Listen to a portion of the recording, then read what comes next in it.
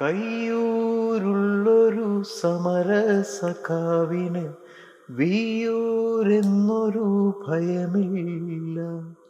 വയലാറുള്ളൊരു വിപ്ലവമുട്ടിന് വയ്യാവേലികളറിയില്ല. അത് മാത്രമല്ല, നമ്മൾ പണ്ടേ എക്സ്പീരിയൻസ് ചെയ്ത് വന്നിട്ടുള്ള ഒരു സമാന്തര സംഗീത ശാഖ ഉണ്ടല്ലോ.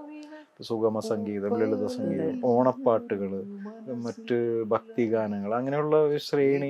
പ്രത്യേകിച്ച് യേശുദാസ് അദ്ദേഹത്തിന്റെ സാറിന്റെ ഒക്കെ തരങ്കിണി പോലെയുള്ളത് ഇങ്ങനെ സിനിമാ പാട്ടിനേക്കാൾ കൂടുതൽ അത്ര തന്നെ നമ്മൾ ഇഷ്ടപ്പെട്ടിട്ടുള്ള പാട്ടുകളാണ്. തീയിൽ നിന്ന് കുരുത്തവനല്ലേ വെയിലേറ്റെന്നാൾ വാടില്ല. പലതരം ജോലികൾ ചെയ്ത് വൈകുന്നേരങ്ങളിൽ രാത്രി അർദ്ധരാത്രി വരെ റിഹേഴ്സൽ മാസങ്ങളോളം ചെയ്തിട്ട് സ്റ്റേജിലെത്തിക്കുന്ന ആളുകൾ, ഡെഡിക്കേഷനോടെ. ഒന്നുമില്ല പ്രതിഫലമായിട്ടൊന്നും, ഒന്നും കിട്ടുന്നില്ല, ഒരു അഡ്രസ്സും ഇല്ല, ഒരു റെപ്യൂട്ടേഷനും കിട്ടുന്നില്ല, എന്നിട്ടും ചെയ്യുക എന്ന് പറയുന്ന ഒരു വല്ലാത്തൊരു മിഷനാണ് ഈ അളിവേണി. എന്തു ചെയ്യൂ അന്തർജ്ഞാനിനി മാനിനി അളിവേണി എന്തു ചെയ്യൂ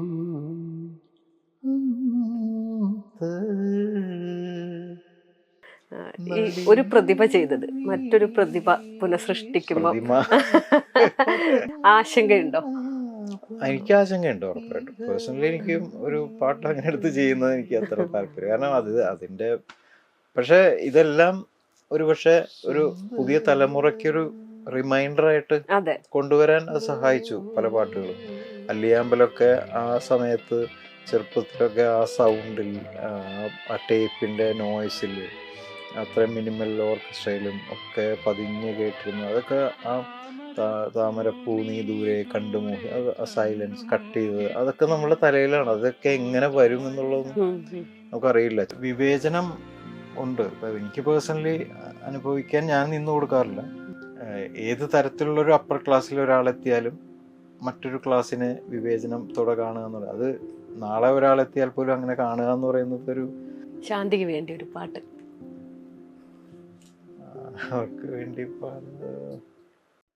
ശരദിന്ദു മലർ ദീപനാളം നീട്ടി സുരഭിലയാമങ്ങൾ ശ്രുതി നീട്ടി ഇതുവരെ കാണാത്ത കടവിലേക്കോ ഇനിയൊരു ജന്മത്തിൻ കടവിലേക്കോ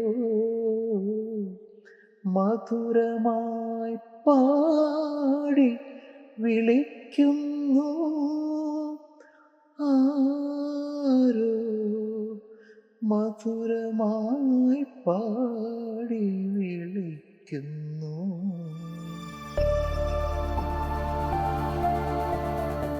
പ്രണയവും പ്രതീക്ഷയും വിരഹവും വിപ്ലവവും ഒക്കെ വരുന്നുണ്ട് സംഗീതത്തില്.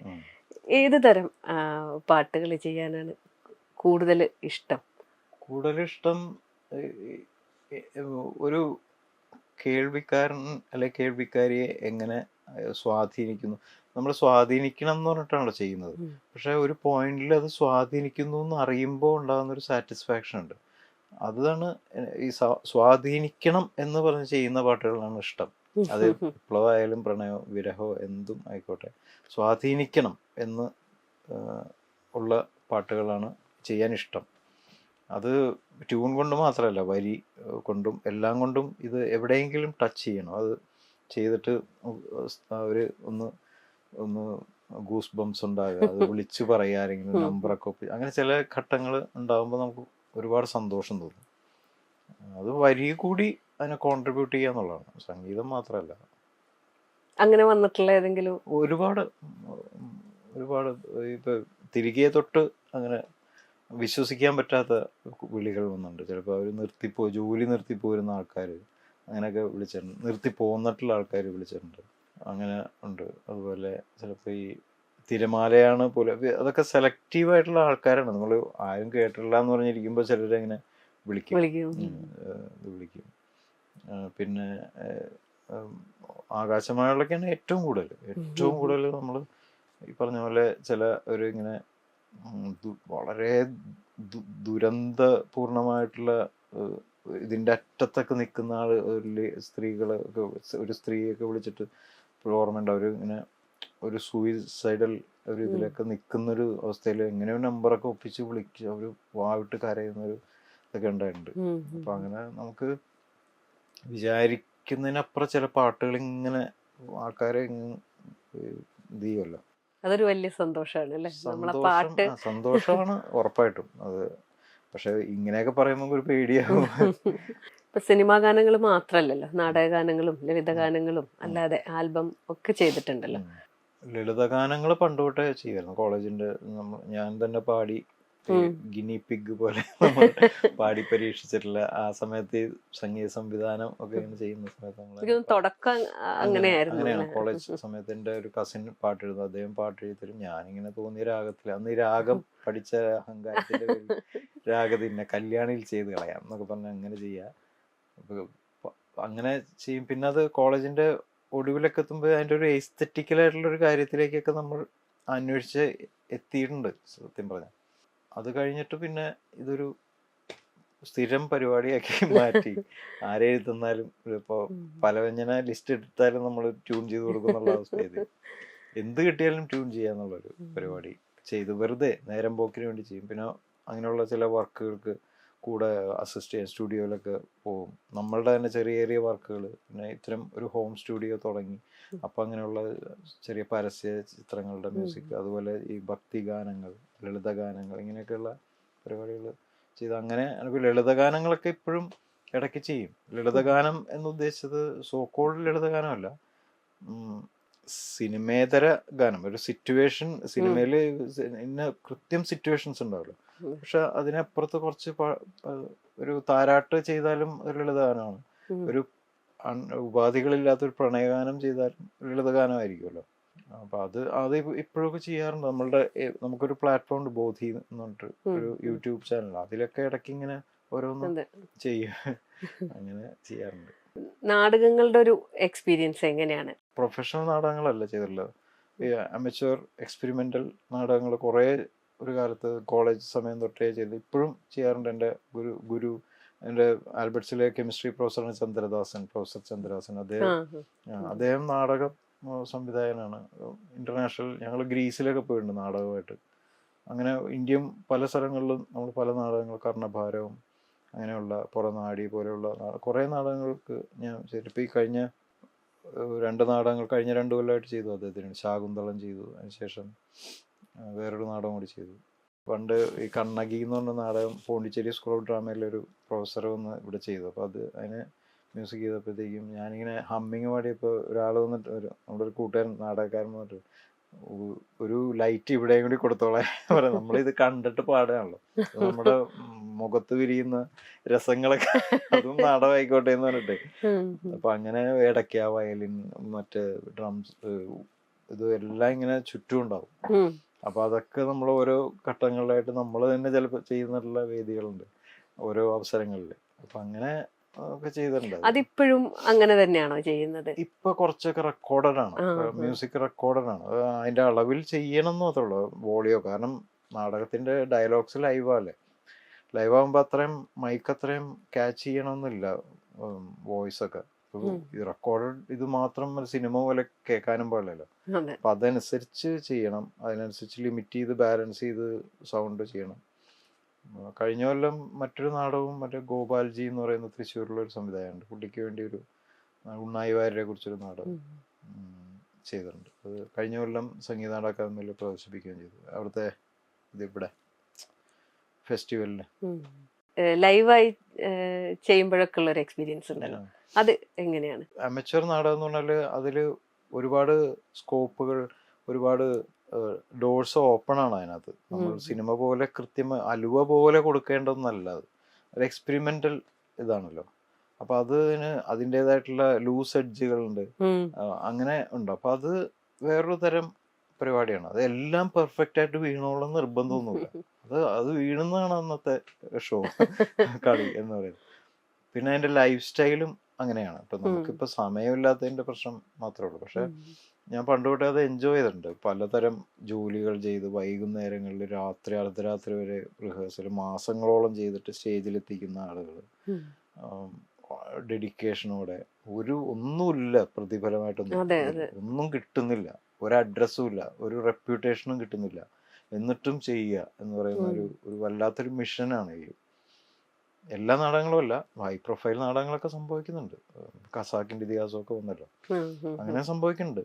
പക്ഷെ അല്ലാതെ ചെയ്യുന്നതും കുറച്ച് വേദികളിൽ ചെയ്യുക, അവിടെ കുറച്ച് കയ്യടി കിട്ടുക എന്നുള്ളതിനപ്പുറത്ത് അത് ആർട്ടിസ്റ്റുകൾ, എത്രയോ നല്ല ആർട്ടിസ്റ്റുകളുണ്ട്. പലരും സിനിമയിൽ വരുമ്പോഴാണ് അവരൊക്കെ സെലിബ്രേറ്റ് ചെയ്യപ്പെടുന്നത്. പക്ഷെ എത്രയോ നല്ല അഭിനേതാക്കൾ. ഇപ്പൊ പറഞ്ഞല്ലോ ഈ രാഗാധിഷ്ഠിതം, ഈ പാട്ടുകള് രാഗാധിഷ്ഠിതമായിരിക്കണം എന്നുള്ളൊരു അങ്ങനെ ഒന്നുമില്ല, ഒരിക്കലും ഇല്ലല്ലോ. രാഗത്തില് ഒരു ടൂളാണ് രാഗം, ഒരു എളുപ്പ വഴിയാണ്. എന്ത് പാടിയാലും അത് ഏകദേശം ഒരു രാഗത്തിന്റെ കെട്ട് വട്ടങ്ങളിൽ വന്ന് വീഴും.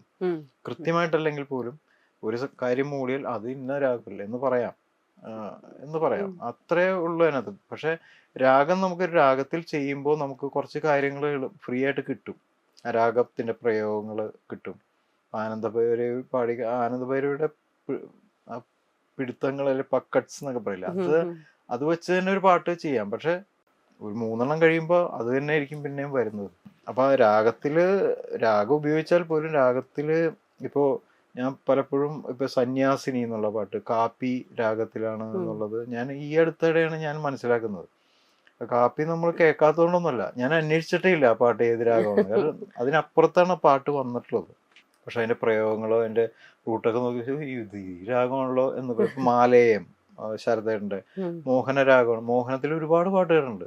ഞാൻ ആലോചിച്ചിട്ടേ ഇല്ല ആ പാട്ട് ഏത് രാഗമാണെന്ന്. അപ്പോൾ രാഗം ഇത് അത്രേ ഉള്ളൂ. ഒരു പാട്ടായി കഴിഞ്ഞാൽ പിന്നെ രാഗമൊക്കെ വാഷ് ഔട്ടായി. പാട്ട്, ഒരു ഗാനം, അതിന്റെ വരികൾ, അതിന്റെ ഈണം, അതിന്റെ ഓർക്കസ്ട്രേഷൻ, അറേഞ്ച്മെന്റ്, ഇതെല്ലാം മുന്നോട്ട് വരും. രാഗം അപ്രത്യക്ഷമാവും രാഗത്തിൽ ചെയ്താൽ പോലും. ആവണമെന്നാണ് ഞാൻ പറയുന്നത്. ഇന്ന രാഗത്തിന്റെ ഒരു പാട്ടുണ്ടല്ലോ എന്നുള്ള പിന്നെ ഒരു ലേണിംഗ് അല്ലെങ്കിൽ ടീച്ചിങ് അല്ല അങ്ങനെ ഒരു സെഷന് അത് പറയാന്നുള്ളേ ഉള്ളൂ. ഇപ്പൊ ഒരു ഇൻഡിപെൻഡന്റ് മ്യൂസിക്കിന്റെ കാലം കൂടിയാണല്ലോ. എനിക്ക് തോന്നുന്നു അത് പാട്ടിലൊരു വലിയ സാധ്യത തുറന്നു വെക്കുന്നുണ്ട്. ഇപ്പൊ ചാരുലത അങ്ങനെ ചെയ്തൊരു വളരെ ശ്രദ്ധേയമായ ഒരു അഭിനയിക്കുകയും ചെയ്തു അതിനകത്ത്. ഞാൻ 2014 ആണ് ഈ യൂട്യൂബ് ചാനൽ തുടങ്ങിയത്, ബോധി എന്നുണ്ട്. മോളെ അന്നും 3-2 വയസ്സുള്ളൂ. അവളുടെ നഴ്സറി പഠിച്ച മറ്റേ ഓണം വന്നല്ലോ എന്ന് പറഞ്ഞ ജിങ്കിൾ വെച്ച് തുടങ്ങിയത്, വെറുതെ ഒരു പരീക്ഷണത്തിന്. അന്ന് യൂട്യൂബ് ഒന്നും അത്ര വൈഡ്ലി അത് തുടങ്ങിയത് തന്നെ. സിനിമ അന്ന് ഒരുപാട് തിരക്കുള്ള സമയമാണ്. സിനിമയിൽ ഒരു കൊല്ലം 17-18 സിനിമ ചെയ്യുന്ന സമയമാണ്.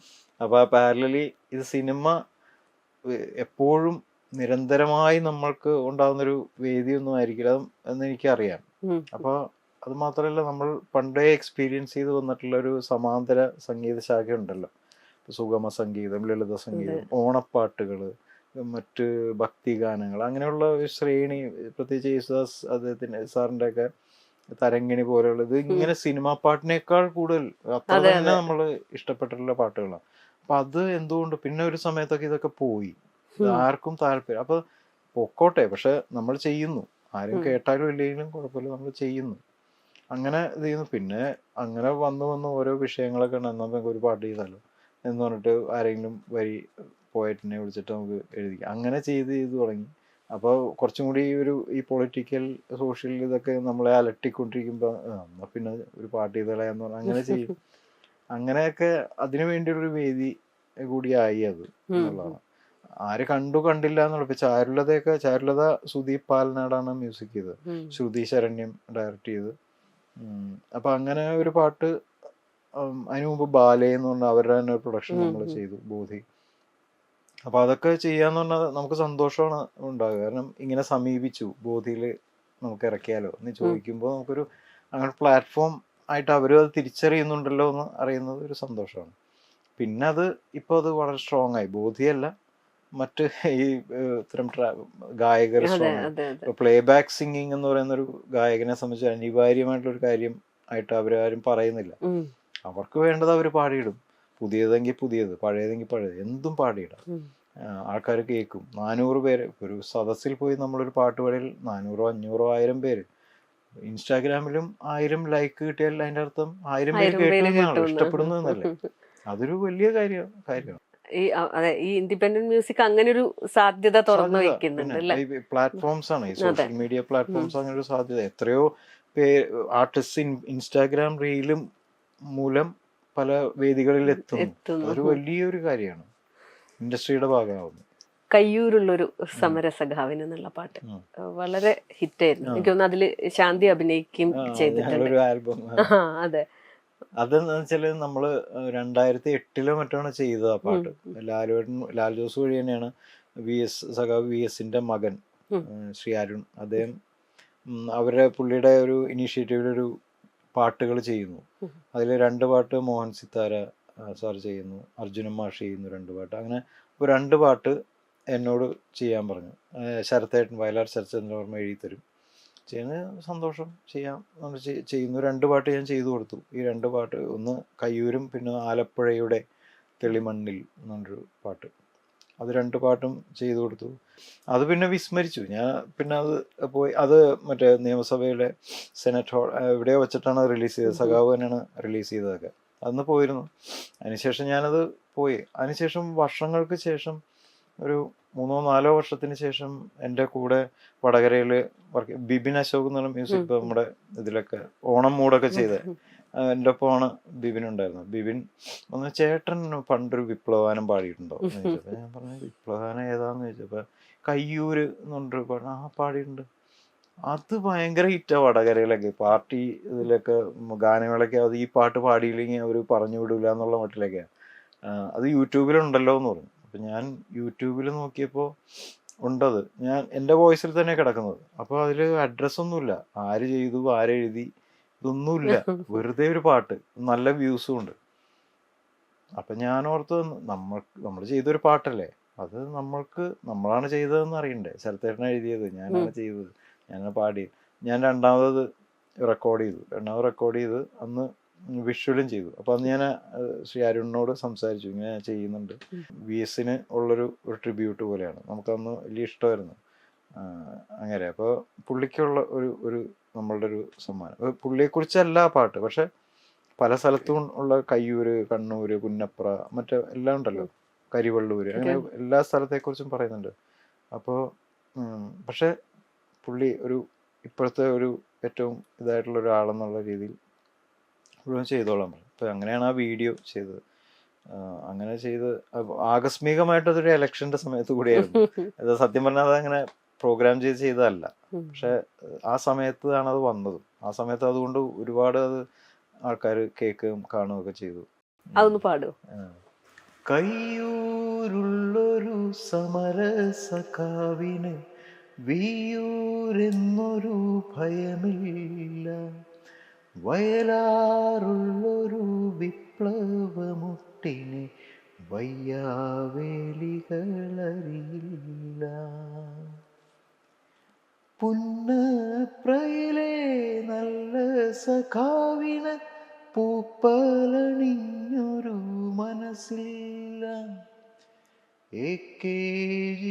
കിടമുള്ളൊരു നെഞ്ചകം ഏറാൻ മൂളിയ കഥയില്ല, ചെങ്കൊടി കയ്യിലെടുത്തവനൊന്നും ചങ്കിലൊരു മഴയല്ല, തീയിൽ നിന്ന് കുരുത്തവനല്ലേ വെയിലേറ്റെന്നാൾ വാടില്ല. ഒരു ചാനലിൽ ചെന്നപ്പോൾ ഒരാള് വന്നിട്ട് ഇങ്ങനെ പറഞ്ഞു, ഞാനേ അടിസ്ഥാനപരമായിട്ട് കോൺഗ്രസ്സുകാരനാണ്, പക്ഷെ പാട്ട് മാറ്റി കുത്തിയാലോന്നൊരു ആലോചിക്കുന്നു. പാട്ടിന് അങ്ങനെ ചില പാട്ടുകൾ, പണ്ടത്തെ ബലികുടീരങ്ങളെയൊക്കെ നമുക്ക് അങ്ങനെ ഒരു പാട്ടുകളൊക്കെ ഉള്ളൂ. അത് നമ്മളത് ഇപ്പൊ ഞാന് ഈ ശബരിമല സ്ത്രീ പ്രവേശനത്തെ കുറിച്ച് അതിനെ സംബന്ധിച്ചിട്ടൊരു പാട്ട് ചെയ്തു, ഹരി എഴുതി, അയ്യൻ എന്ന് പറഞ്ഞിട്ട്. എന്ത് തരത്തിലുള്ള അയ്യനാണ് നമ്മൾക്ക് എന്നുള്ളത് പറയാൻ വേണ്ടി. അപ്പൊ ഇതേപോലെ ഒരാള് വിളിച്ചിട്ട് പറഞ്ഞു ഈ പാട്ടിന്റെ ഒരു ഗുണമാണത്. അപ്പൊ ഞാൻ അതിനകത്ത് കുറച്ച് മ്യൂസിക്കലായിട്ടാ ചെയ്തത്. അങ്ങനെ കുറച്ച് തോടിയുടെ ഇൻഫ്ലുവൻസ് ഇച്ചിരി ചില ഏരിയയിൽ അങ്ങനെ ഹെവി ആയിക്കോട്ടെ. അപ്പൊ സബ്ജക്റ്റിനെ തള്ളുന്ന ഒരു മ്യൂസിക്കിനെ തള്ളാതിരിക്കണമല്ലോ. അപ്പൊ അങ്ങനെയാണല്ലോ സബ്ജക്ട് കയറി കൂടുന്നതെന്നുള്ള മട്ടിലാണ് അങ്ങനെ ചെയ്തത്. അപ്പൊ അങ്ങനെ തന്നെ ഒരു മ്യൂസീഷ്യൻ എന്നെ വിളിച്ചു പറഞ്ഞു പാട്ട് കൊള്ളാം പക്ഷെ നിങ്ങളത് പറയരുതായിരുന്നു എന്ന് പറഞ്ഞിട്ട് പറഞ്ഞിരുന്നു. അപ്പൊ പാട്ടിനെ അവർക്ക് ഇത് ചെയ്യാൻ പറ്റില്ല. പാട്ടുകൾക്കൊരു ഗുണം അതാണ്. നല്ല ഈ അടുത്ത് വളരെ ശ്രദ്ധിക്കപ്പെട്ടൊരു പരസ്യമായിരുന്നു വിൻസ്മേര ജ്വല്ലറിയുടെ. അതില് സംഗീതന്റെ ശബ്ദാണ്, അതും മനോഹരായിരുന്നു. പരസ്യ ചിത്രങ്ങള് അല്ലെങ്കിൽ അതിന് ഇപ്പൊ ജിംഗിൾസ് ഒക്കെ ചെയ്യുമ്പോഴുള്ളൊരു എക്സ്പീരിയൻസ് അതാണ് വലിയൊരു സംഗീതം ചെയ്യുന്ന പോലെ അല്ലല്ലോ. അപ്പൊ അതിന്റെ ഒരു എക്സ്പീരിയൻസ് എങ്ങനെയാണ്? ഇതേപോലെ കൺവിൻസ് അതിനുള്ളില് പക്ഷെ എല്ലാം വേണമല്ലോ. പണ്ട് ഈ സ്കൂൾ ബാഗും കൊടയും ഒക്കെ പണ്ട് അപ്പൊ ഈ പറഞ്ഞ പോലെ കുട്ടികൾക്ക് ഇതായിട്ടുള്ള ഇൻട്രസ്റ്റിംഗ് ആയിട്ടുള്ള ക്യാച്ചിങ് ആയിട്ടുള്ള വരികള് അന്നും ഈ പറഞ്ഞ പോലെ ചില വരികള് നമ്മൾ തന്നെ ചെയ്തിട്ടൊക്കെ ഉണ്ട്. അപ്പൊ അങ്ങനെ പിന്നെ അതിന്റെ സ്റ്റൈലൊക്കെ മാറി. കുറച്ചും കൂടി ഈ ജിംഗിൾ ബേസ്ഡ് സാധനങ്ങൾ കുറച്ച് കുറവായി. കാരണം ഇൻഫർമേഷൻസ് കൊടുക്കുക എന്നുള്ളത്. പിന്നെ കുറച്ചും കൂടി ഒരു പാൻ ഇന്ത്യൻ ലെവലിലേക്ക് ഒരു പരസ്യത്തിന്റെ ചിത്രീകരണമൊക്കെ മാറി. അപ്പൊ അതിപ്പോ ബാക്ക്ഗ്രൗണ്ട് സ്കോർ മതി, ചെറിയൊരു സൈൻ ഓഫ് ഒരു വേർഡോ അല്ലെങ്കിൽ 2 വരിയോ ഒക്കെ വെച്ചിട്ട് മാറി. പിന്നെ വ്യത്യസ്തമായിട്ട് വന്ന പിന്നെ അതിൻ്റെ ഇടയ്ക്ക് ഒരു സൺലൈറ്റ് എന്നൊക്കെ പരസ്യമൊക്കെ ജിംഗിൾ ഒക്കെ ഉണ്ടായിരുന്നു. പക്ഷെ ഇത് കുറച്ചും കൂടി വ്യത്യസ്തം ആയിരുന്നു. ഒന്നാമത്തെ കാര്യം നമുക്ക് കാര്യമായിട്ടൊന്നും ചെയ്യാനില്ല, കാരണം ഓൾറെഡി സ്വാധീനം എന്നുള്ളൊരു പദമാണ്. മറ്റേ അളിവേണിയുടെ ഒരു ഭാഗമാണ്. എനിക്ക് അളിവേണി എനിക്ക് ഇഷ്ടമുള്ളൊരു ഇപ്പൊ കോയിൻസിഡന്റ്ലി അദ്ദേഹം പ്രകാശ് വന്നിട്ട് പറഞ്ഞത് നമുക്ക് ഈ അളിവേണി എന്നുള്ള സാധനം ചെയ്തില്ല. ഓ സന്തോഷം ചെയ്യാം എന്ന് പറഞ്ഞിട്ട്. അപ്പൊ അത് ഭയങ്കര ഫെമിനിൻ ആയിട്ടുള്ളൊരു ഇത്. കാരണം ഈ അദ്ദേഹമാണ് ചെയ്യുന്നതെങ്കിൽ പോലും ഫെമിനിൻ ആയിട്ടുള്ള ഒരു ഇത് ഇൻഫ്ലുവൻസ് ചെയ്തിട്ടാണ് ചെയ്യുന്നത്. ഉള്ളിലെ ഒരു സ്ത്രീയോ എന്താ ആ ഒരു മോഹമാണല്ലോ അദ്ദേഹത്തെ കൊണ്ട് ചെയ്യുക. ആ ഒരു ടെക്സ്ചർ തന്നെ. പാട്ട് ഒരുപാട് ചിലരിപ്പോ ഈ അളിവേണിയുടെ ഭാഗമാണ് സുന്ദരൻ, ലോകസുന്ദരൻ എന്നുള്ളത് അറിയാത്തവർ പോലും ഇങ്ങനൊരു ഒരു പദം കേൾക്കുമ്പോൾ പിന്നെ അതിന്റെ ഓർക്കസ്ട്രേഷൻ കുറച്ചും കൂടി ഒരു ഗ്ലോബൽ മ്യൂസിക് പോലെയാണ് അതിന്റെ അറേഞ്ച്മെന്റ്സ് ചെയ്തിട്ടുള്ളത്. ഇത് ക്ലാസിക്കൽ പദമാണെങ്കിലും അതിന്റെ ഒരു ബാക്ക്ഗ്രൗണ്ട് സ്കോർ ചെയ്തിട്ടുള്ളത് അങ്ങനെയാണ്. അപ്പൊ അത് ശ്രദ്ധിക്കപ്പെടും എന്നുള്ളത് ഉറപ്പായിരുന്നു. ചെയ്തപ്പോ തന്നെ അത് ശ്രദ്ധിക്കപ്പെടും. എയ്തർ വേസ് ഏത് മാർഗത്തിലാണ് ശ്രദ്ധിക്കപ്പെടുന്നതെന്ന് മാത്രമേ കൺഫ്യൂഷൻ ഉണ്ടായിരുന്നുള്ളൂ. ബട്ട് ഫോർച്ചുനേറ്റ്ലി അത് വലിയൊരു ഇതായി. അതായത് ശ്രീ മോഹൻലാലിന്റെ സാന്നിധ്യവും ഒക്കെ അങ്ങനെ വലിയൊരു മാജിക് അത് സംഭവിച്ചു. പൊതുവെ പരസ്യ ചിത്രങ്ങൾ ചെയ്യുമ്പോൾ ഒരു എക്സ്പീരിയൻസ് എങ്ങനെയാ? ഈ പരസ്യ ചിത്രങ്ങളുടെ സംവിധായകരും സിനിമാ സംവിധായകരും തമ്മിൽ വലിയ വ്യത്യാസങ്ങളുണ്ട്. അവരുടെ കോൺസെപ്റ്റുകളിൽ അവര് ഈ 20-30 സെക്കൻഡ്സ് ആണ് അവർ കൂടുതൽ ഇതായിരിക്കും, എന്താ പറയാ, കൂടുതൽ ജിജ്ഞാസ കൂടും അവർക്ക്. ഇത് വർക്കാവില്ല, വർക്കാവാൻ സാധ്യതയില്ല, ഇങ്ങനെ കുറച്ചൊരു അങ്ങനെ ഒരു പ്രഷർ കൂടുതലായിരിക്കും. അവരും അനുഭവിക്കുന്ന ഒരു പ്രഷർ കൂടുതലായിരിക്കും. മറ്റേ കുറച്ച് റിലാക്സ്ഡ് ആണ് സിനിമ. ഒരു 40 ദിവസം എടുത്ത് ഷൂട്ട് ചെയ്യുക എന്നൊക്കെ പറയുന്ന, 40 അല്ല, മേ ബി മാസങ്ങളെടുത്ത് ഷൂട്ട് ചെയ്യുക. ഇതല്ല, ഇത് ചിലപ്പോൾ 2 ദിവസം കൊണ്ട് ഷൂട്ട് ചെയ്യുക, അത് എഡിറ്റ് ചെയ്ത് ഇത് കട്ട് ചെയ്ത് 1 മിനിറ്റിൽ 2 മിനിറ്റിൽ നിന്ന് 1 മിനിറ്റ് ആക്കുക. 30, 20, 10, 5 കട്ടുകളുണ്ടല്ലോ. അപ്പൊ ഇതിലെല്ലാം പറയുകയും വേണം. അങ്ങനെ ടെൻഷൻ അവരനുഭവിക്കുന്നുണ്ട്. അതുകൂടാതെ നമ്മൾ അത് ചെയ്യുമ്പോൾ ഉണ്ടാകുന്ന ഇത് ഇപ്പൊ 1 മിനിറ്റിന് വേണ്ടി ചെയ്ത സാധനം 10 സെക്കൻഡ്സിന് ചെയ്താൽ ഇതിലെന്താ ഉണ്ടാവുക എന്നുള്ളൊരു സാധനം കൂടെ എന്നാ ഉണ്ടാവുകയും വേണം. അങ്ങനെയൊക്കെയുള്ള പ്രഷറുകൾ ഉണ്ടാവും പൊതുവെ. അത് വേറൊരു സമീപനമാണ് ശരിക്കും അഡ്വർടൈസ്മെന്റിന്റെ. സിനിമ പോലെ അല്ല ശരിക്കും. അളിവേണി ഇഷ്ടാണെന്ന് പറഞ്ഞോണ്ട് ഒന്ന് പാടാവോ? അളിവേണി എന്തു ചെയ്യൂ ഞാനിനി മാനിനി അളിവേണി എന്തു ചെയ്യൂ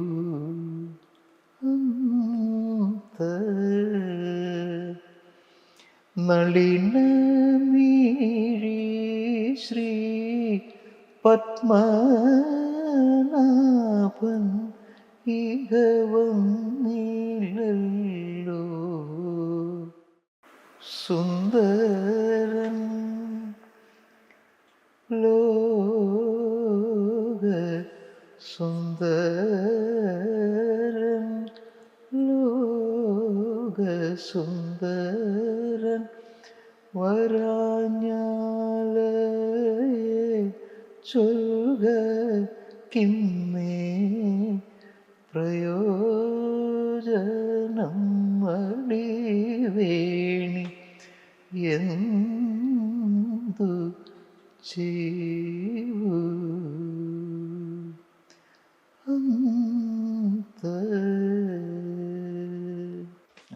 കണ്ടിന്യൂസ്ലി അല്ല പാടിയ മുറിച്ച് മുറിച്ച് നീലവെളിച്ചത്തിൽ പഴയ പാട്ടുകൾ റീക്രിയേറ്റ് ചെയ്യായിരുന്നല്ലോ. അതേപോലെ തന്നെയാണ് ലൗഡ് സ്പീക്കറിലെ അല്ലിയാമ്പല്. അത് വളരെ ശ്രദ്ധിക്കപ്പെടുകയും ചെയ്തിരുന്നു. ഈ ഒരു പ്രതിഭ ചെയ്തത് മറ്റൊരു പ്രതിഭ പുനഃസൃഷ്ടിക്കുമ്പോ പിന്നെ ആശങ്കയുണ്ടോ? എനിക്ക് ആശങ്കയുണ്ട് ഉറപ്പായിട്ടും. പേഴ്സണലി എനിക്ക് ഒരു പാട്ട് അങ്ങനെ എടുത്ത് ചെയ്യുന്നത് എനിക്ക് അത്ര താല്പര്യം. കാരണം അതിൻ്റെ പക്ഷെ ഇതെല്ലാം ഒരു പക്ഷെ ഒരു പുതിയ തലമുറയ്ക്കൊരു റിമൈൻഡറായിട്ട് കൊണ്ടുവരാൻ അത് സഹായിച്ചു പല പാട്ടുകളും. പിന്നെ ആശങ്കയോടെയും ഭയത്തോടെയും തന്നെയാണ് അത് ചെയ്യുന്നത്. നമ്മളുടെ പാട്ടാണെങ്കിൽ അങ്ങനെ ഭയപ്പെടേണ്ട കാര്യമില്ല. പക്ഷെ ഇതെല്ലാം അല്ലിയാമ്പലൊക്കെ ആ സമയത്ത് ചെറുപ്പത്തിലൊക്കെ ആ സൗണ്ടിൽ ആ ടേപ്പിൻ്റെ നോയ്സിൽ അത്രയും മിനിമൽ ഓർക്കസ്ട്രയിലും ഒക്കെ പതിഞ്ഞ് കേട്ടിരുന്നു. അതൊക്കെ ആ താമരപ്പൂ നീ ദൂരെ കണ്ടുമോഹി ആ സൈലൻസ് കട്ട് ചെയ്തത് അതൊക്കെ നമ്മുടെ തലയിലാണ്. അതൊക്കെ എങ്ങനെ വരും എന്നുള്ളതൊന്നും നമുക്കറിയില്ല, ചെയ്താലും എങ്ങനെ ആവും എന്നുള്ളത്. പക്ഷെ നിർബന്ധിച്ചപ്പോൾ അങ്ങനെ ചെയ്തു. ചെയ്യുമ്പോൾ അത് നമുക്ക് ഒരു അതിനോട് എന്തെങ്കിലും ഒരു നീതി പുലർത്തുക എന്നുള്ളൊരു വാശി ഉണ്ടാവും. അത് ഭാർഗവി നിലയത്തിലും നീലവെളിച്ചത്തിലും അത് അനുഭവിച്ചു ശരിക്കും. കാരണം അത് ഒരു രീതിയിലും മോശമാവരുത്. എന്തായാലും കുറ്റം ചീത്ത കേൾക്കും, പക്ഷെ മോശമാവരുത്. നമ്മളെ കൊണ്ടാവുന്ന രീതിയിൽ ഭംഗിയാക്കുക എന്നുള്ളൊരു ഒന്നാമത്തെ കാര്യം. ഈ യേശുദാസ് സാറിൻ്റെ വോയിസ് എന്ന് പറയുന്നത് നമുക്ക് ആ ഒരു ഗോൾഡൻ വോയിസ് നമുക്ക് അവൈലബിൾ അല്ല. പക്ഷെ ഷഹബാസിനെ കൊണ്ട് പാടിക്കുമ്പോൾ അതായിട്ട് കമ്പയർ ചെയ്യരുത് എന്നുള്ളൊരു ഇതുണ്ടാവും. വേറൊരു തരം സൗണ്ട്, എന്നാൽ ഭാവത്തോടെ പാടുന്ന വേറൊരു മനസ്സിലാക്കലിൻ്റെ ആലാപനം എന്നുള്ള രീതിയിലാണ് അദ്ദേഹത്തെ സംബന്ധിച്ചത്. അല്ലെങ്കിൽ യേശുദാസ് സാറിൻ്റെ അതേ ശ്രേണിയിലുള്ള വോയിസിലുള്ള ആൾക്കാരെ വിളിച്ചാൽ കമ്പാരിസൺ വരും. എന്തായാലും അത് വരികയില്ല. ഒരു ഗാനമേള പാട്ട് പോലെ അത് അവസാനിക്കും. അതല്ലാതെ ഉള്ളൊരു നെറേറ്റീവ് കൊണ്ടുവരാൻ അതിന് പറ്റണമെന്നുള്ള ഓർത്തിട്ട്. പിന്നെ ചിത്ര ചേച്ചി ഒബ്വിയസ്ലി അവരതൊക്കെ കേട്ട് പഠിച്ച അതിനെ ആരാധിക്കുന്നൊരു ഏറ്റവും ആ രീതിയിൽ പാടുന്ന ഒരാളുമാണ്. അപ്പോൾ ധൈര്യപൂർവ്വം അവരെ പാടിച്ചു. പാടി വന്നു കഴിഞ്ഞപ്പോഴേ തൃപ്തിയായോ? അതായത് ഒരു പ്രതിഭയുടെ സൃഷ്ടിയിലാണല്ലോ കൈവച്ചത്. അല്ല, ഞാൻ ചെയ്തതിൽ എനിക്ക് തൃപ്തിയുണ്ട്. കാരണം അത് ആ രീതിയിൽ നീലവെളിച്ചത്തിൽ ചെയ്തതിൽ എനിക്ക് പരിപൂർണമായ തൃപ്തിയുണ്ട്. കാരണം അതിൽ എൻ്റേതായിട്ടുള്ള അതിൻ്റെ ഒരു എസ്തെറ്റിക്കലി ഞാനത് ഒരുപാട് സമയമെടുത്തും ആലോചിച്ചും അങ്ങനെ തന്നെയാണ് ചെയ്തത്. അപ്പോൾ അതിനൊരു ഇത് എനിക്കുണ്ട്. നമ്മളിപ്പം എന്തൊക്കെ പറഞ്ഞാലും എനിക്ക് തോന്നുന്നു ആ പഴയ പാട്ടുകൾ ഇങ്ങനെ ചെയ്തത് കൊണ്ട് തന്നെ ഇപ്പൊ എന്റെ മകളൊക്കെ ഈ അല്ലിയാമ്പൽ എന്നുള്ള പാട്ട് ഇഷ്ടപ്പെട്ടത് അതിന്റെ ഈ പുതിയ വേർഷൻ കേട്ടിട്ടാണ്. ആ ജയരാജ് സാർ എന്ന് പറഞ്ഞിരുന്നു, ഇനിയുള്ള ആളുകൾ കേൾക്കുന്നത് ഈ പാട്ടായിരിക്കും എന്ന് പറഞ്ഞിട്ടുണ്ടെന്ന്. പക്ഷെ പഴയതും കേൾക്കണമെന്നാണ് എൻ്റെ അഭിപ്രായം. ഇതിലൂടെ അതിലേക്ക് എത്തണം. അതിൻ്റെ ഒരു അന്നത്തെ സങ്കേതത്തിൽ ഇത് പാടുക, ഇത് പഠിച്ച് ഒരു തോട്ടുണ്ടല്ലോ. നമ്മളൊക്കെ ഇത് കേട്ട് ഇതുണ്ട്. പക്ഷെ ആദ്യത്തെ ഒരു ആശയത്തിന്റെ തോട്ട് ഭാസ്കരൻ മാഷ് എഴുതുന്ന, പിന്നെ ഞാൻ നീന്തി ഇത്രയും വന്നപ്പോഴത്തേക്കും നിന്റെ കവിള് ഒരു താമരക്കാട് തന്നെ ഞാൻ കാണുന്നു എന്ന് പറയുന്ന ഒരു തോട്ട്, അത് വരുമ്പോ അതൊക്കെ ആളുകൾ അതിലേക്ക് എത്തണം ശരിക്കും. പഴയതും പുതിയതും ഒക്കെ ആയിട്ട് ഒരുപാട് പാട്ടുകൾ ഇപ്പൊ പറഞ്ഞ അല്ലിയാമ്പലൊക്കെ പുതുതായിട്ട് റിക്രിയേറ്റ് ചെയ്തു. പക്ഷെ അങ്ങനെ നമുക്ക് ഇഷ്ടം തോന്നിയ പാട്ടുകളൊന്ന് പറയാവോ? റിക്രിയേറ്റ് ചെയ്യാൻ പറ്റൂല. ഇഷ്ടം തോന്നി നമ്മളെ ഓരോ കാലത്തും നമ്മളെ ഈ ഗതകാല സ്മൃതി എന്ന് പറയുമല്ലോ, അങ്ങനെ കൊണ്ടുപോകുന്ന കുറെ പാട്ടുകളുണ്ട്. നമ്മൾ റേഡിയോയിൽ കേൾക്കുന്ന പാട്ട്, നമ്മളുടെ പ്രായം, സ്കൂൾ യൂണിഫോം ഒക്കെ ഓർക്കുന്ന കുറേ പാട്ടുകൾ. ഇപ്പോൾ എനിക്ക് ചെറുപ്പത്തിലേ ഉള്ള ഓർമ്മ കൂടുതലുള്ള ഒരാളാണ്. ഈ 2 വയസ്സ് 2.5 വയസ്സിലൊക്കെയുള്ള ഓർമ്മയുണ്ട് എനിക്ക്. എല്ലാ കാര്യങ്ങളും ഓർമ്മയുണ്ട്, ഇപ്പോഴും ഓർമ്മയുണ്ട്. ചിത്രങ്ങളടക്കം, ആ ഒരു ഇതുകളടക്കം, ഭിത്തി, ആളുകളുടെ രൂപം എല്ലാം എനിക്ക് ഓർമ്മയുണ്ട്. അപ്പോൾ അന്ന് കേട്ടിട്ടുള്ള പാട്ട്, ഇപ്പോൾ ഊഞ്ഞാല എന്നുള്ള പാട്ട്, പാട്ടുപാടി ഉറക്കം എന്നുള്ള താരാട്ട് പാട്ടുകൾ, അതുപോലെ ചില റേഡിയോ ഇത് സിനിമയാണെന്നൊന്നും അറിയാം. ഇപ്പം അക്കരെ ഇക്കരെ നിന്നാലും ഇതൊക്കെ എവിടെയോ ഏതോ ഒരു തെങ്ങോ കായലോ എന്തോ നമുക്ക് ആ ചിത്രം, നമ്മളുടെ ചിത്രം നമുക്ക് കിട്ടും. അന്ന് സിനിമയൊന്നും അത് കണ്ടിട്ടില്ല. ആരാണ് ചെയ്തത്, ആരാ എഴുതിയതൊന്നും അറിയില്ല. പിന്നീടാണ് യൂസഫ് അലി കച്ചേരി, KJ ജോയ് മ്യൂസിക് ചെയ്യുന്നു എന്നൊക്കെ പിന്നീട് അറിയുന്നത്. പക്ഷെ അതൊന്നും അറിയാം. ശരറാന്തൽ തിരിതാണ്, അങ്ങനെയുള്ള പാട്ടുകൾ. ഇതുപോലെ താമസമെന്തേ ആണ് ആദ്യമായിട്ട് ഞാൻ പഠിച്ചൊരു പാട്ട്. ശരിക്കും അമ്മാവൻ പാടുമല്ലോ, അമ്മാവൻ പഠിപ്പിച്ചു തന്നൊരു പാട്ട് ശരിക്കും താമസമെന്തേ വരുവാനാണ് ആ സമയത്ത്. പക്ഷെ അന്ന് ഒരു കാലത്തും അത് തൃപ്തികരമായിട്ട് എനിക്ക് പാടാൻ പറ്റിയിട്ടില്ല.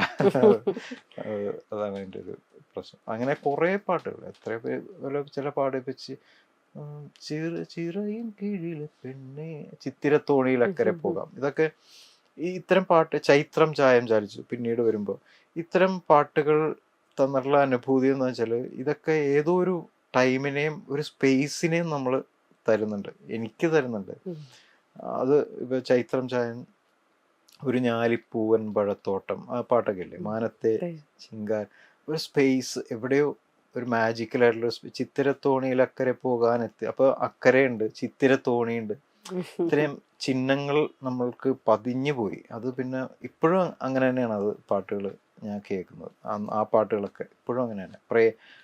ശ്യാമമേഘമേ നീയൻ പ്രേമദൂതുമായി ദൂരെ പോയി വരൂ, ശ്യാമസുന്ദര പുഷ്പമേ എൻ്റെ പ്രേമ സംഗീതം, ഇത് ഇങ്ങനെയുള്ള പാട്ടുകൾ കുറേ.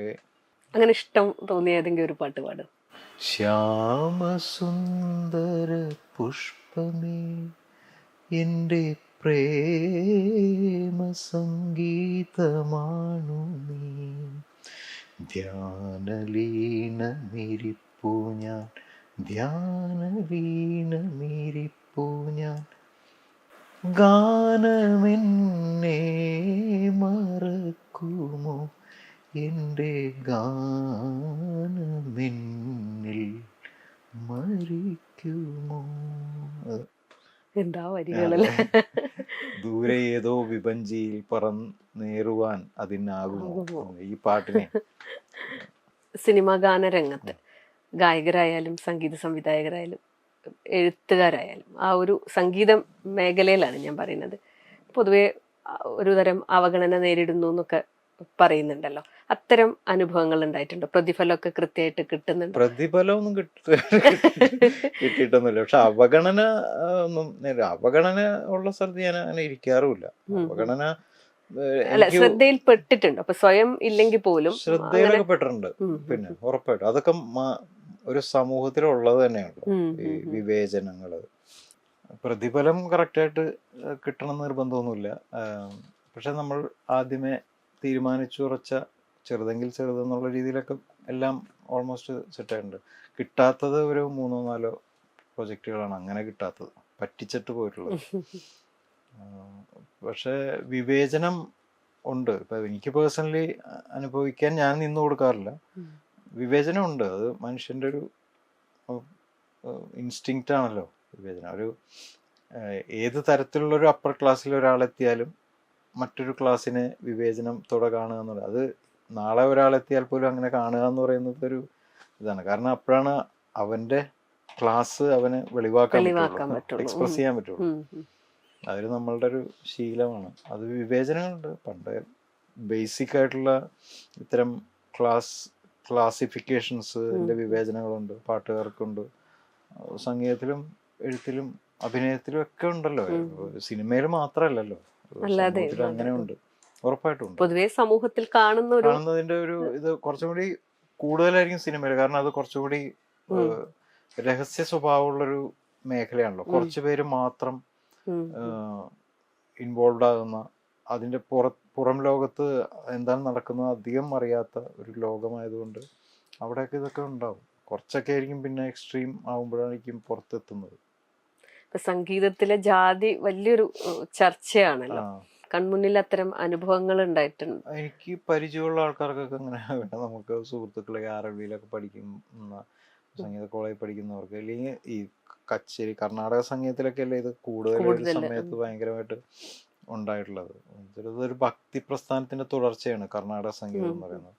അപ്പൊ അതിൻ്റെതായിട്ടുള്ള പൗരോഹിത്യവും ഹൈറാർക്കിയും ഒക്കെ അതിൽ റിഫ്ലക്റ്റ് ചെയ്യും സ്വാഭാവികമായും. അതിനെ ബ്രേക്ക് ചെയ്ത് വരിക എന്നുള്ളത് മറ്റ് ക്ലാസിന്റെ ഒരു ഉത്തരവാദിത്വം കൂടി ആയിരിക്കണം. പക്ഷെ അവരത് ചിലപ്പോൾ ഇട്ടെറിഞ്ഞിട്ട് എനിക്ക് നിനക്ക് വേണ്ട എനിക്കും വേണ്ടെന്നുകൊണ്ട് പോവും. അങ്ങനെ വരുന്നത് കൊണ്ട് അതിങ്ങനെ നിൽക്കുന്ന ഒരു പരിവുണ്ടായിരുന്നു.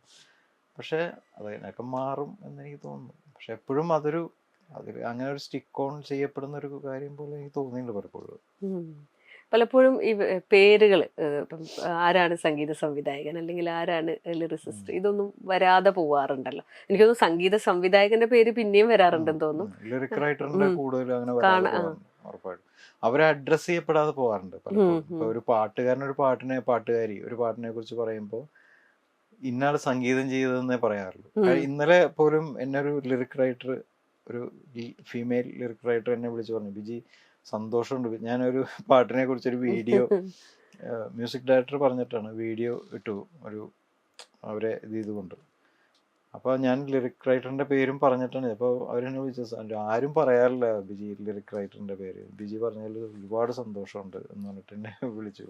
അപ്പം അങ്ങനെ പരാമർശിക്കപ്പെടാതെ പോകാറുണ്ട്. കാരണം ഇതിനോടുള്ള ഒരു ഒന്നാമത്തെ കാര്യം, ഈ ലിറ്ററേച്ചറിനോട് വളരെ കുറച്ച് പേർക്കല്ലേ ഒരു ഇൻക്ലിനേഷൻ ഉള്ളൂ.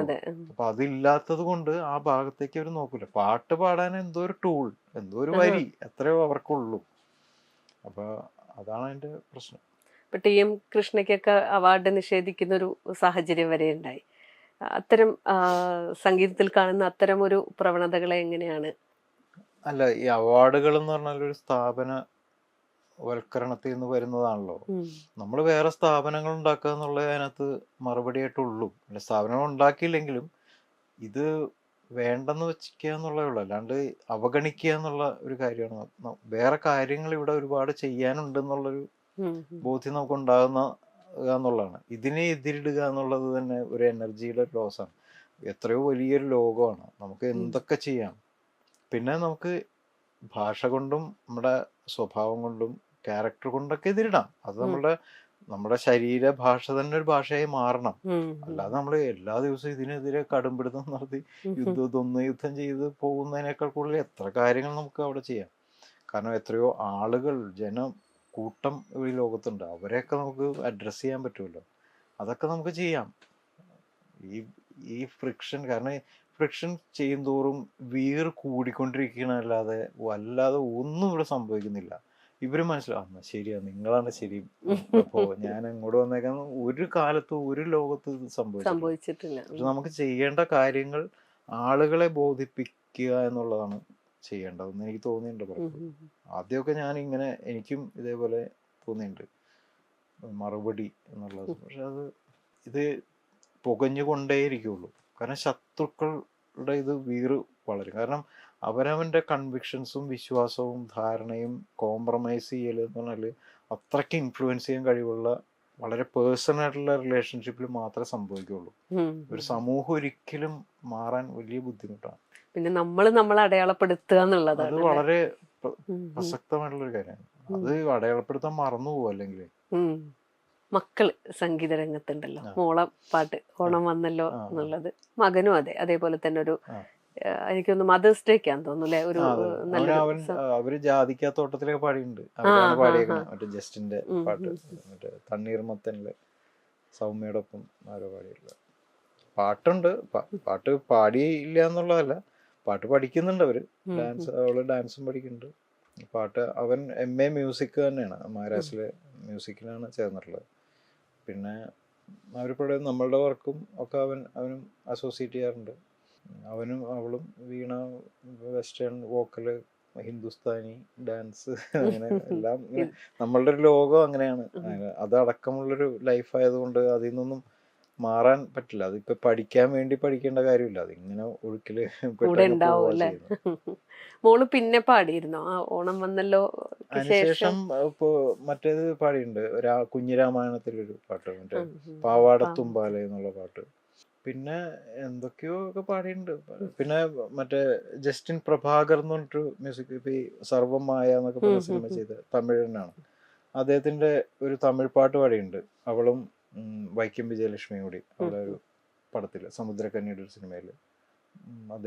അദ്ദേഹം തന്നെ, ജസ്റ്റിൻ പ്രഭാകർ തന്നെയായിരുന്നു പാവാടത്തുമ്പാലയുടെ മ്യൂസിക്. അപ്പൊ അദ്ദേഹം വിളിച്ചോണ്ട് പോയിട്ട് പാടി. അങ്ങനെ ഇടയ്ക്കിടയ്ക്ക് ഇങ്ങനെ, പിന്നെ നമ്മളുടെ ഈ ഭൂതിയുടെ ഒക്കെ ചില പ്രൊഫഷൻസിലൊക്കെ അവര് പിള്ളേരൊക്കെ ആയിട്ട് ഇങ്ങനെ സ്ഥിരം അസോസിയേഷൻ ഉണ്ട്. സംഗീതത്തില് എല്ലാ പാട്ടുകളും, എല്ലാതരം പാട്ടുകളും ചെയ്തു, സ്വന്തമായ ഒരു ഇട അടയാളപ്പെടുത്തി.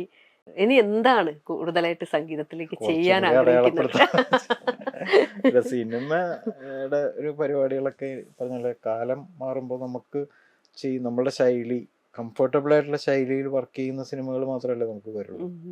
അതല്ലാതെ എന്തെങ്കിലും മ്യൂസിക്കിലൊക്കെ ചെയ്യണമെന്നുണ്ട്. പിന്നെ ചെറിയ അത്തരം വിഷ്വൽ മ്യൂസിക് പരിപാടികളൊക്കെ അങ്ങനെയും ചെയ്യണമെന്നൊക്കെ ഉള്ള ആഗ്രഹം. ഇപ്പം ഞാൻ ഈ ഋതുസംഹാരം എന്ന് പറയുന്ന കാളിദാസന്റെ ടെക്സ്റ്റ് എടുത്തിട്ട് അത് ഗാനങ്ങളാക്കിയിട്ട് 6 ഋതുക്കളുടെ ഗാനങ്ങളാക്കി അതിങ്ങനെ ചെയ്തുകൊണ്ടിരിക്കുന്നുണ്ട്. അതൊക്കെ വെറുതെ മോഹം, ആരും കേൾക്കണം നിർബന്ധമൊന്നുമില്ല. പക്ഷെ ചെയ്യാന്നുള്ളതാണ് അതിൻ്റെ ഒരു സീസൺസിൻ്റെ ഒരു പരിപാടികളൊക്കെ വെച്ച്. അങ്ങനെയൊക്കെ കുറച്ച് ആലോചനകളുണ്ട്. ശാന്തിക്ക് വേണ്ടി ഒരു പാട്ട്. ഞങ്ങൾക്ക് ഇഷ്ടപ്പെട്ട ഒരു പാട്ട് ഞങ്ങൾ പാടിയിട്ടുണ്ട്. അത് ശരദിന്ദു മലർ ദീപനാളം നീട്ടി സുരഭിലയാമങ്ങൾ ശ്രുതി മീട്ടി ഇതുവരെ കാണാത്ത കടവിലേക്കോ ഇനിയൊരു ജന്മത്തിൻ കടവിലേക്കോ മധുരമായി പാടി വിളിക്കുന്നു ആരോ, മധുരമായി പാടി വിളിക്കുന്നു. ശരദിന്ദു മലർ ദീപ നാളം നീട്ടി സുരഭിലയാമങ്ങൾ ശ്രുതി മീട്ടി.